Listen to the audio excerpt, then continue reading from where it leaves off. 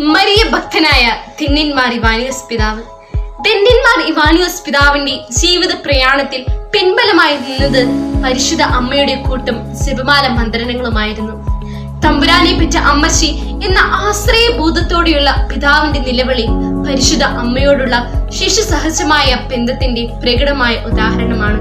മാർ ഇവാനിയോസ് തിരുമേനി ജനിച്ചത് പരിശുദ്ധ അമ്മയുടെ ജനന തിരുനാളിലാണ്. അദ്ദേഹം ഡീക്കനായി ഉയർത്തപ്പെട്ടത് പരിശുദ്ധ അമ്മയുടെ പുകഴ്ചയുടെ തിരുനാളിലാണ്. വൈദികനായി അഭിഷിക്തനായത് പരിശുദ്ധ അമ്മയുടെ സ്വർഗാരോപണ തിരുനാളിലാണ്. പിതാവിന്റെ മരണം കർമ്മല മാതാവിന്റെ തിരുനാളിലാണ്. തന്റെ ഇടയ ലേഖനങ്ങളും സർക്കുലറുകളുമെല്ലാം അദ്ദേഹം അവസാനിപ്പിച്ചിരുന്നത് പരിശുദ്ധ അമ്മയുടെ മാധ്യസ്ഥം തേടിക്കൊണ്ടായിരുന്നു. അദ്ദേഹം മറിയത്തെ രണ്ടാം ഹൗവ എന്നും രണ്ടാം സ്വർഗം എന്നുമാണ് വിളിച്ചിരുന്നത്. നമുക്കും നമ്മുടെ പരിശുദ്ധ അമ്മയുടെ മാധ്യസ്ഥം യാചിക്കാം.